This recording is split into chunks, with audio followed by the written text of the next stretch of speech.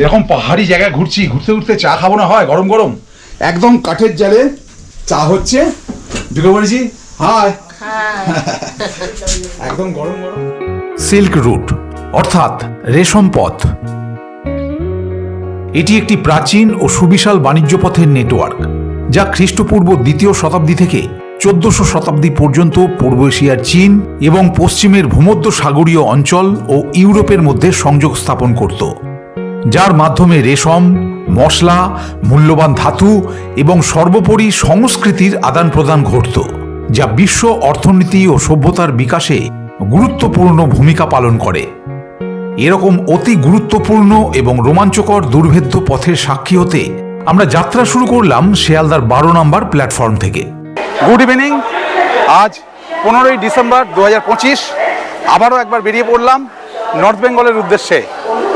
তবে আছি কিন্তু 7:40 উত্তরবঙ্গ কিংবা 10:15 দার্জিলিং মেল নয়, 11:20 পদাতিক এক্সপ্রেস। এই যে দাঁড়িয়ে আছে পদাতিক এক্সপ্রেস, এতে করে আমরা যাব এনজিপি, আর আমরা যাব সিল্ক রুট। নর্থ বেঙ্গলে তো প্রচুর গেছি, তবে এই সিল্ক রুট কিন্তু আমার প্রথম, যার ফলে বেশ একটু এক্সাইটেড। আর আশা করি অনেক বেশি রোমাঞ্চকর হবে এই ট্রিপটা। দেখা যাক। 11:20 জায়গায় ছাড়লো এখন 11:25, জাস্ট 5 মিনিট লেট।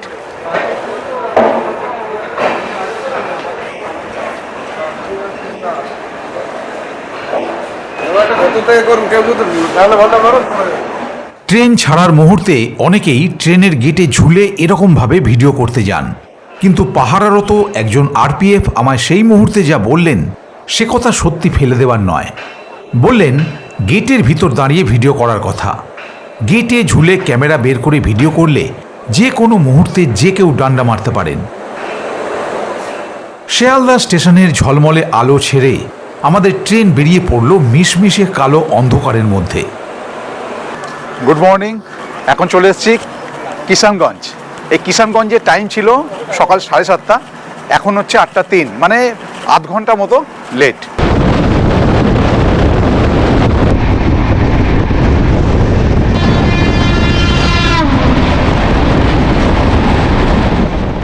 এরকম পাহাড় আর পাহাড়িয়া নদী যেন কানে কানে বলে দিল সামনেই নিউ জলপাইগুড়ি স্টেশন। আর বলতে বলতেই এসে পৌঁছলাম গন্তব্যে। আমাদের এনজিপি ঢোকার কথা ছিল 9:05, এখন 9:20 বাজে, 15 মিনিট জাস্ট লেট করেছে। মোটামুটি ঠিক টাইমে ঢুকে গেলাম। এতবার নর্থ বেঙ্গলে এসেছি, এই প্রথম এই এনজিপি স্টেশন থেকে একদম কাঞ্চনজঙ্ঘা দেখা যাচ্ছে। দেখুন কি ব্যাপক লাগছে, একদম স্টেশন থেকে এত সুন্দর পরিষ্কার দেখা যাচ্ছে। সুজিতদা, বলুন কেমন লাগছে এখান থেকে কাঞ্চনজঙ্ঘা দেখতে? এত দূর থেকে ভাবতে পারেননি যে এত সুন্দর দেখা যাবে। মানে এই প্রথম দেখছেন নাকি এখান থেকে? এখান থেকে এই প্রথম দেখছি। প্রত্যেকবারে যেন নতুন রূপে পাচ্ছি এই এনজেপি স্টেশনকে। মানে কিছুদিন অন্তর অন্তরই যেন রূপ পরিবর্তন করছে নিউ জলপাইগুড়ি স্টেশন। যেহেতু আমরা প্যাকেজে এসেছি তাই গাড়ি আমাদের আগে থাকতেই রিজার্ভ করা ছিল। তবে এই মুহূর্তে যেটা সব থেকে বেশি প্রয়োজন সেটাই আগে সেরে নিলাম, আজকের ব্রেকফাস্ট। ব্রেকফাস্ট সেরেই আমাদের যাত্রা শুরু হলো সিলারিগাঁওয়ের উদ্দেশ্যে। ডেলো পাহাড়ের বেশ কাছেই অবস্থিত সিলারিগাঁও, আর এখানে যাওয়ার জন্য ব্যক্তিগত গাড়ি একমাত্র ভরসা, কারণ এখানকার যোগাযোগ ব্যবস্থা এখনো পর্যন্ত খুব বেশি উন্নত নয়। এনজেপি থেকে সিলারিগাঁও পৌঁছতে সময় লাগে 3 থেকে 3.5 ঘন্টার মতো। অ্যাট লাস্ট এসে পৌঁছলাম সিলারিগাঁও। ওহ কি অপূর্ব ভিউ! দেখুন এখান থেকে কাঞ্চনজঙ্ঘা কি অপূর্ব দেখা যাচ্ছে, দুর্দান্ত। পুরো পিকটা অসম্ভব লাগছে, সুন্দর, অসাধারণ। আর এই আমাদের গাড়ি থেকে সমস্ত লাগেজ সকলে নিয়ে চলে গেছেন। এই হচ্ছে আমাদের হোমস্টে। ওফ, এই হচ্ছে আমাদের হোমস্টে, এবং এখান থেকে এই হচ্ছে ভিউ, কাঞ্চনজঙ্ঘা ভিউ। এতক্ষণ গাড়িতে বসেছিলাম বলে বোঝা যাচ্ছিল না, কিন্তু গাড়ি থেকে নেমেছি প্রচণ্ড ঠান্ডা, প্রচণ্ড। কিরকম ঠান্ডা? হ্যাঁ, খুব ভালো ঠান্ডা। মুখ দিয়ে ধোঁয়া বেরোচ্ছে। হ্যাঁ, কিরকম ঠান্ডা মদি, কিরকম বাবা, পুরো যৌধু বুড়ি হয়ে গেছে, যৌধু বুড়ি।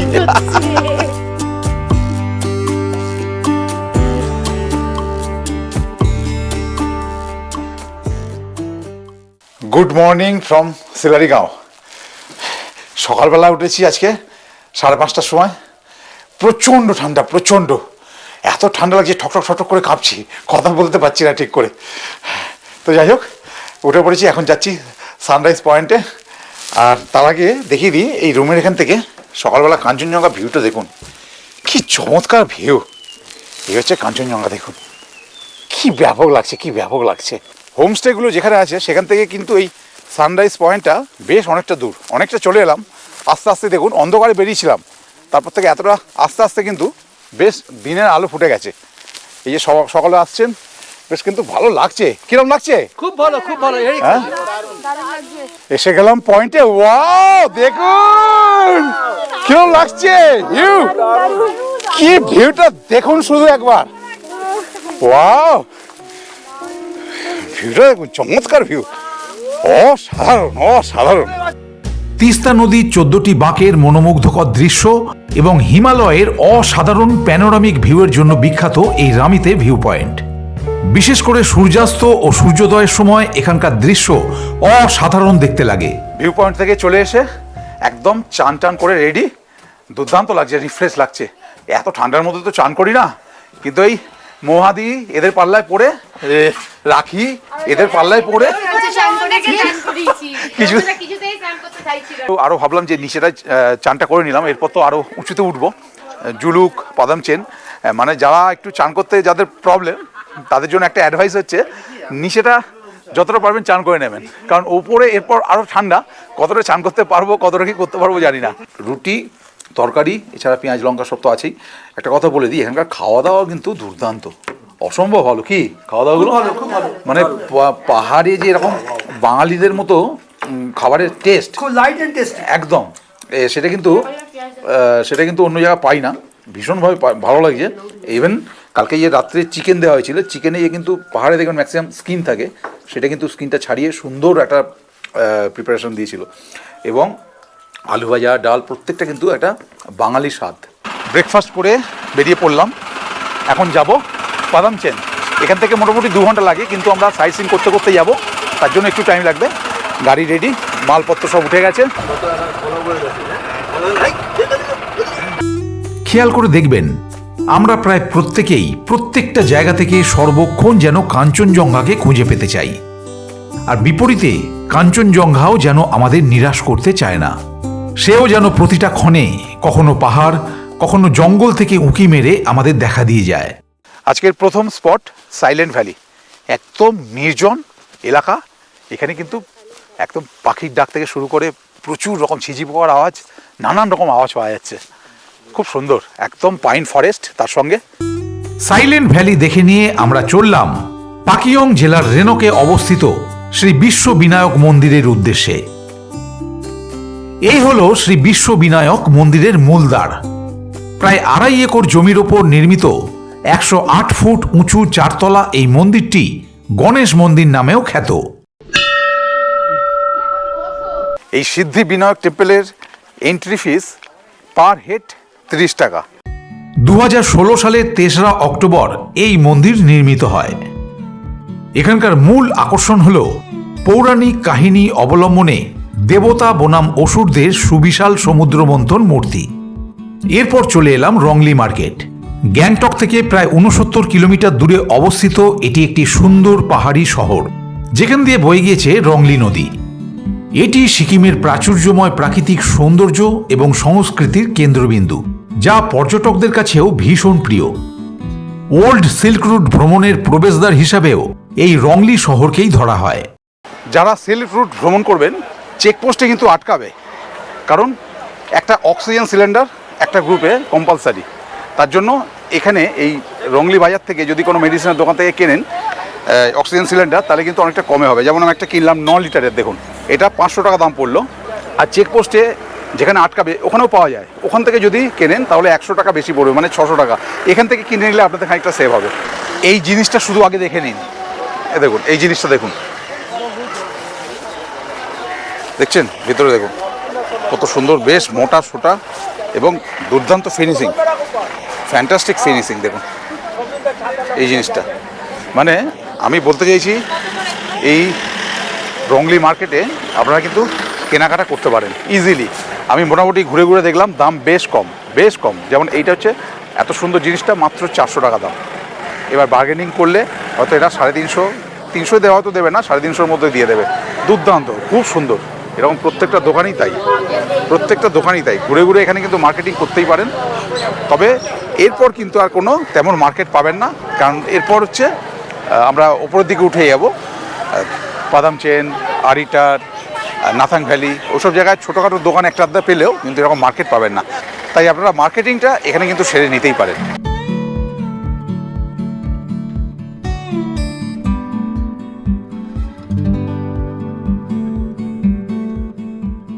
চলে এলাম কিউ খোলা ওয়াটারফলস।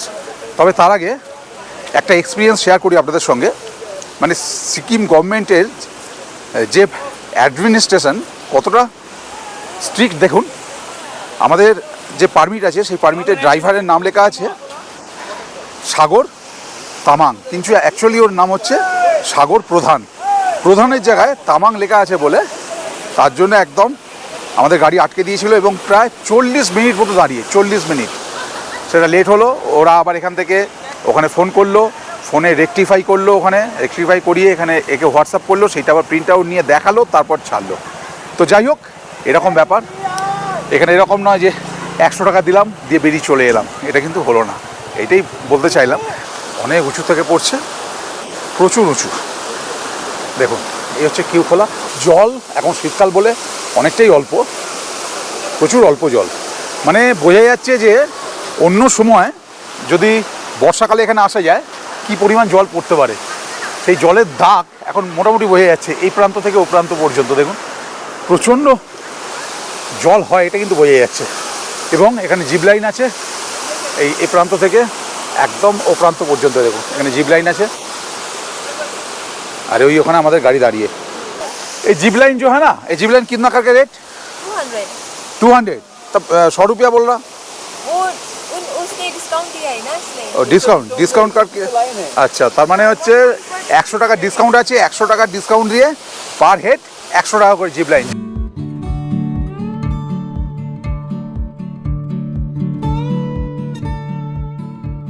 চলে এসেছি বাদাম চেনের। এই হচ্ছে আমাদের হোমস্টে। এই হোমস্টে থেকে দেখুন কি ব্যাপক ভিউ। ওয়াও, সানসেট হচ্ছে, দেখুন সানসেট হচ্ছে। দেখি রুমটা কীরকম। এই হচ্ছে রুম, লাগেজ চলে এসছে আমাদের। এই হচ্ছে রুম, দেখুন বেশ রুম ভালো, পরিষ্কার পরিচ্ছন্ন, একদম সুন্দর। এখান থেকে উইন্ডোস আছে, এই একটা উইন্ডো, এখান থেকেও সানসেট দেখা যাচ্ছে। দুর্দান্ত লাগছে সানসেট। গুড মর্নিং ফ্রম বাদাম চেন। এখন সকাল 6টা বাজে এবং এই মুহূর্তে এখানকার টেম্পারেচার হচ্ছে 5। কালকে রাত্রে এখানে ঢুকেছি সন্ধ্যেবেলা, সেটা দেখিয়েছি। এই হোটেল থেকে বসেই দেখুন এখান থেকে ভিউটা কত সুন্দর, দেখুন কি সুন্দর। এখান থেকে সানসেট দেখা যাচ্ছিল কালকে, সেটা দেখিয়েছি। অপূর্ব। আর এই আমাদের হোমস্টে, এবং এখানেও প্রচুর হোমস্টে আছে নিচে। অপূর্ব, মোট কথা প্রত্যেকটা জায়গা থেকে কিন্তু ভিউগুলো চমৎকার। এখনো পর্যন্ত যে হোমস্টেগুলো পাচ্ছি। এত ঠান্ডায় পাহাড়ে আছি অথচ ম্যাগি খাবো না, এটার মতো চরম অন্যায় বোধ হয় আর কিছুই হয় না। তাই আজকের ব্রেকফাস্টটা সারলাম ম্যাগি দিয়ে। আজ কিন্তু আমাদের লং একটা জার্নি।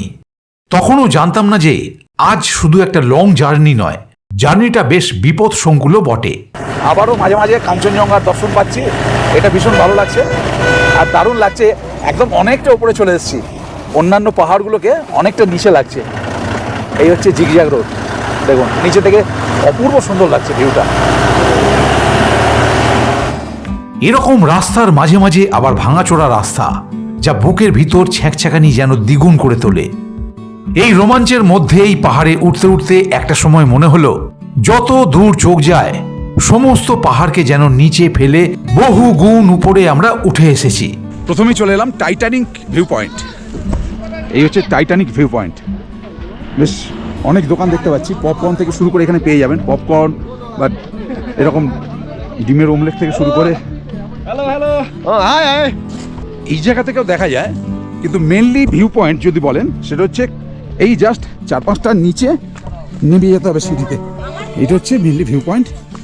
এই জায়গায় কিন্তু প্রচুর টুরিস্ট, দেখুন এখান থেকে সবাই উপভোগ করছেন। অপূর্ব সুন্দর। আজ প্রকৃতি দেবীও যেন বড্ড বেশি আমাদের প্রতি সদয়। এই সিল্ক রুটে এত সুন্দর ওয়েদার খুব কম মানুষই উপভোগ করতে পারেন। প্রতি মুহূর্তে কাঞ্চনজঙ্ঘা দর্শনের সাথে সাথে সম্পূর্ণ সিল্ক রুটটার ঝাঁ চকচকে জিগজ্যাগ ভিউ এ রূপের দর্শন খুব কম মানুষই পেয়ে থাকেন। চলে এলাম থাম্বি ভিউ পয়েন্ট। ও ব্যাপক লাগছে এখান থেকে, একদম দেখুন। যদিও এই জায়গাটা কিন্তু মেন জায়গা না যেখান থেকে পয়েন্ট, এই দেখুন এখান থেকেও ভালো বোঝা যাচ্ছে গাড়ি থেকে নেমে। মেন যে পয়েন্ট সেটা হচ্ছে ওখানে, সেটা হচ্ছে যাই দেখি। এই দেখুন সঞ্জয় দা, কিরকম লাগছে? কিরকম সাধারণ লাগছে, যেটার জন্য এখানে আসা। ও ওয়েদারটা কিরকম? ওয়েদারটা ক্লিয়ার ওয়েদার, কাঞ্চনজঙ্ঘাকে চোখে রেখে আমরা এগোচ্ছি। ও এই কাঞ্চনজঙ্ঘা দেখুন, এই কাঞ্চনজঙ্ঘা একদম নিট অ্যান্ড ক্লিন দেখা যাচ্ছে। ও অসাধারণ ভিউ, অসাধারণ। আমাদের লাকটা এত ভালো যে আমরা ঠিক পেয়ে গেছি মানে এরকম ওয়েদারটা। ও দেখুন খালি পুরো সানি ওয়েদার। আর এই যে বলছিলাম, এই হচ্ছে মূল পয়েন্ট, এই হচ্ছে মূল পয়েন্ট। প্রচুর ট্যুরিস্ট এসছেন এখান থেকে। মেনলি পুরো জিগজ্যাগটা খুব ক্লিয়ারলি দেখা যায়। উফ দেখুন, ও অপূর্ব অপূর্ব অপূর্ব অপূর্ব ভিউ।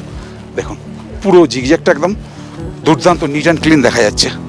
প্রায় 11,200 ফিট উচ্চতায় অবস্থিত এই থাম্বি ভিউ পয়েন্ট থেকে সম্পূর্ণ জিগজ্যাগ রাস্তাটি সিংহভাগই দেখা যায়, যা ভুলভুলাইয়া নামেও পরিচিত। দিন 10 আগেও এখানে নাকি বরফ পড়েছে, এখন সব গলে গেছে। এখানকার যারা স্থানীয় লোক তারা বলছেন এসব নাকি পুরো বরফে ভর্তি ছিল, এবং তার ভিডিও আমাকে দেখালেন। এটি জুলুক এবং ওল্ড সিল্ক রুট ভ্রমণ পথের গুরুত্বপূর্ণ একটি অংশ। এখান থেকে কাঞ্চনজঙ্ঘা পর্বতমালারও দুর্দান্ত একটা ভিউ পাওয়া যায়। এরপর আরও উপরে ওঠা, তবে নিচের দিকের রাস্তার থেকে ওপরের দিকের রাস্তা যেন একটু ভালো বলেই মনে হচ্ছে। এদিকে কাঞ্চনজঙ্ঘা যেন একেবারেই আই লেভেলে অবস্থান করছে। আমরা যেন সমস্ত পাহাড়ের ঊর্ধ্বে উঠে চলে এসেছি। আমরা এখন চলেছি লুংথুর ওপর দিয়ে, পুরো ক্যান্টনমেন্ট এরিয়া। পুরো দেখুন, পুরো কিন্তু আর্মি এরিয়া, পুরোটাই আর্মি এরিয়া। এরপর পড়ল নাথাং ভ্যালির এন্ট্রি গেট। তবে আমরা সেটা টপকে কিছুটা এগিয়ে এসে ওপর থেকে নাথাং ভ্যালি দর্শন করলাম। এই হচ্ছে নাথাং ভ্যালি, দেখুন এই হচ্ছে নাথাং ভ্যালি। ওই যে উপাস দিয়ে দেখলেন যে একটা দেখালাম যে নাথাং ভ্যালি লেখা ছিল, ওইটা হচ্ছে এন্ট্রি ছিল মূল। ওইটা দিয়ে এসে এখানে এই নাথাং ভ্যালিতে এন্ট্রি নেওয়া যায়। কিন্তু আমাদের হাতে সময় কম, আমরা ওই নাথুলা বা ছাঙ্গু ওখানে সময় কাটাবো, যার জন্য এখানে আর দাঁড়াচ্ছি না। কিন্তু আপনাদের দেখিয়ে দিচ্ছি, দেখুন এই হচ্ছে নাথাং ভ্যালি। অপূর্ব সুন্দর, অপূর্ব সুন্দর। এই নাথাং ভ্যালির পর থেকেই কিন্তু অল্প অল্প করে বরফের দর্শন আমরা পেতে শুরু করেছি ল্যান্ডে। এ দেখুন এখান থেকে কিন্তু আমরা ওল্ড বাবা মন্দির দেখতে পাচ্ছি। এ দেখুন সেই দূরে লাল রঙের শেড করা আছে। এখন আমরা চলেছি ডোকালার ওপর দিয়ে, যা 2017 সালের ভারত চীন সীমান্ত উত্তেজনার একেবারে কেন্দ্রবিন্দু ছিল। তাই স্বাভাবিকই এখানে অসংখ্য সেনা ছাউনি চোখে পড়ছে। ওল্ড বাবা মন্দিরের আরও কাছাকাছি চলে এসেছি। আর তারপর মুহূর্তের মধ্যেই এসে পৌঁছে গেলাম ওল্ড বাবা মন্দিরের একেবারে সন্নিকটে। বরফের সময় কিন্তু এখানে সম্পূর্ণটা কিন্তু একদম বরফে ভর্তি থাকে। আগের বারে যখন এসেছিলাম এইখানে কিন্তু পুরো বরফ ছিল, এবং জুতো খোলার জন্য কিন্তু এই একটাই শোরুম আছে। এখানে কিন্তু জুতো খুলে আপনাকে পুরো এই চত্বরটা ঘুরতে হবে। ওপরে এই সিঁড়ি দিয়ে ওপরে উঠে গেলে একটা আর্মি বাংকার আছে, হরভজন সিংজির একটা বাংকার।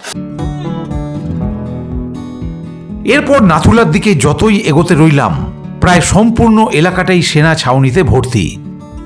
একটা কথা আরও একবার না বললেই নয়, 3-4 বার এখানে এলাম, কিন্তু এত ভালো ওয়েদার এই প্রথম। কুপুক বা এলিফ্যান্ট লেক ক্রস করে চলে এলাম। ওখানে নামিনি, ওখানে যাবার সময় নামবো। আগে নাথুলা চলে যাচ্ছি। এইখানে এসে দেখুন এই প্রথম বরফের দর্শন পেলাম। এ দেখুন এই বরফ। নাথুলা যাওয়ার আগে সেরাথাঙে পারমিট করিয়ে নেওয়া হলো।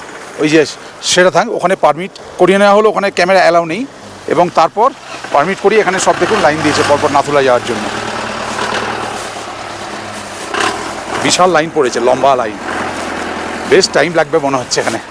সেরাথাং থেকে নাথুলার দূরত্ব অতি সামান্য, তাই মিনিট 7 মধ্যেই এসে পৌঁছে গেলাম গ্যাংটক থেকে প্রায় 54 কিলোমিটার দূরে এবং সমুদ্র পৃষ্ঠ থেকে প্রায় 14,140 ফুট উচ্চতায় অবস্থিত নাথুলায়। সিঁড়িটা দিয়ে ওপরে চলে এসেছি। এবং এখানে আমাদের গ্রুপেরই একটু ব্রিদিং প্রবলেম হচ্ছে। এই সুজিতদা প্রবলেম হচ্ছে, একটু প্রবলেম হচ্ছে। আচ্ছা আচ্ছা, একটু কুকুরটা একটু এটা নিন।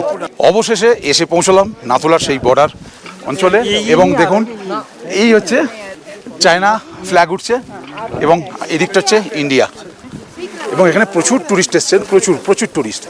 নিচে নেমে এলাম, খুব যে প্রবলেম হলো ব্রিদিংয়ে তা নয়, তবে অনেকেরই দেখলাম প্রবলেম হচ্ছে, যাদের খুব প্রবলেম আছে তাদেরই একমাত্র হচ্ছে।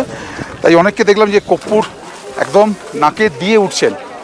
তবে এখানে যে ব্রিদিং প্রবলেম বা খুব ঠান্ডা লাগবে সেটা যত না, তার বেশি হচ্ছে প্রচণ্ড হাওয়া, প্রচণ্ড। মানে এখানে আপনি যদি কান না ঢাকেন তাহলে কিন্তু প্রচণ্ড কষ্ট হবে। নাথুলা দর্শন করে যাত্রা শুরু হলো ছাঙ্গু লেকের উদ্দেশ্যে। আর নাথুলা থেকে ছাঙ্গু লেকের দূরত্ব 17 কিলোমিটার, যা অতিক্রম করতে সময় লাগে প্রায় 30 মিনিট। কপালে তো আর বরফ মিলল না, তাই যেতে যেতে একটা জায়গায় নেমে পড়লাম। এখানে দেখতে পাচ্ছি, দেখুন এই লেকটার ওপরে দেখুন একটা বরফের লেয়ার পড়েছে। এইটাই কিন্তু নেই, ওইটাই আছে, দেখুন একটা সাদা লেয়ার বরফের।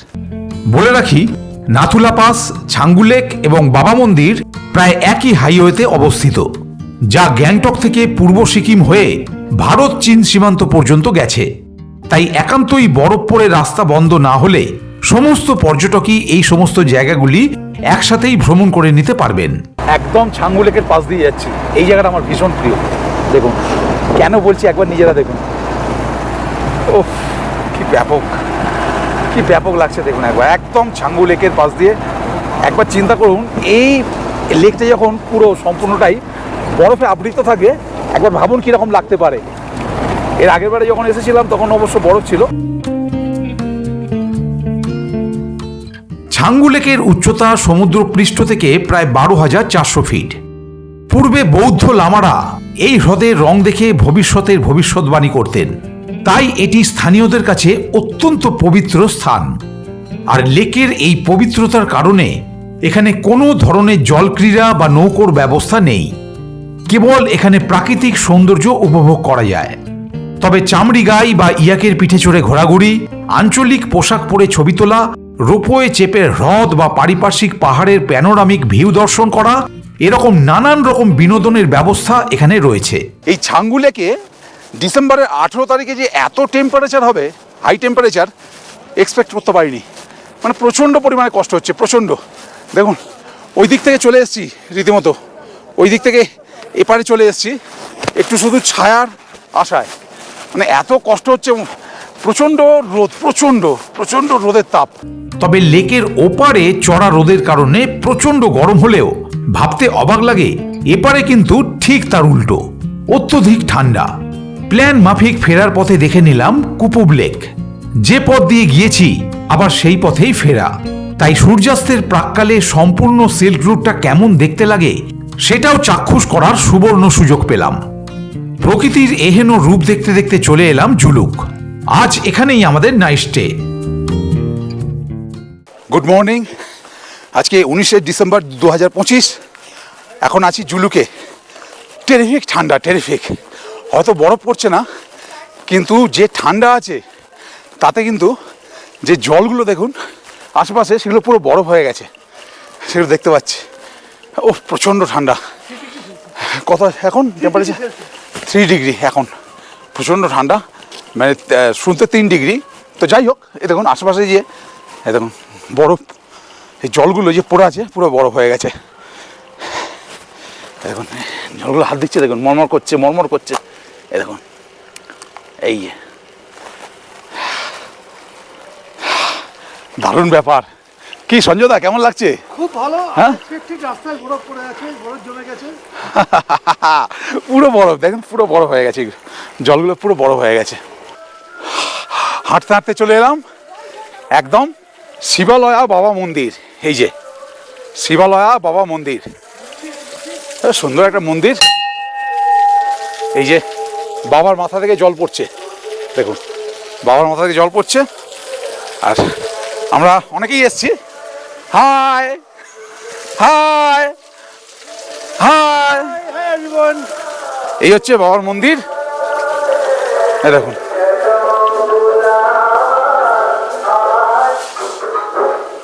যেতে যেতে একটা জায়গায় দেখুন একটা পাইপ ফুটো আছে, এই যে পাইপটা ফুটো আছে এখান থেকে জল পড়ছে, এই জলটা পড়ে এই বরফ হয়ে গেছে দেখুন, পুরো মনে হচ্ছে না একটা ডায়মন্ড মরমর করে আওয়াজ হচ্ছে। আর দেখুন গাছগুলো দেখুন, ও কি লাভলি লাভলি, দেখুন লাভলি, দেখুন খালি বিউটিফুল লাগছে, বিউটিফুল দেখুন, পুরো মনে হচ্ছে যেন একটা মানে ডায়মন্ডের একটা গোলা। এই যে জলটা পড়ছে, এই যে পাইপ ফুটো হয়ে, এবার দেখুন এই জায়গাটা দেখুন কি ব্যাপক লাগছে, অপূর্ব অপূর্ব অপূর্ব অপূর্ব অপূর্ব, রিয়েলি পুরো ডায়মন্ড যেন একটা ডায়মন্ড। এই যে সুকান্ত তুলে এনেছে, এই যে সুকান্ত তুলে এনেছে, দেখুন কি সুন্দর লাগছে। এরকম পাহাড়ি জায়গায় ঘুরছি, ঘুরতে ঘুরতে চা খাবো না হয়, গরম গরম একদম কাঠের জালে চা হচ্ছে, ঢুকে পড়েছি, হাই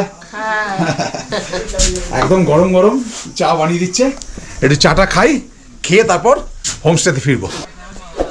চা এসে গেছে, গরম গরম চা। ব্রেকফাস্ট করে বেরিয়ে পড়লাম জুলুক থেকে।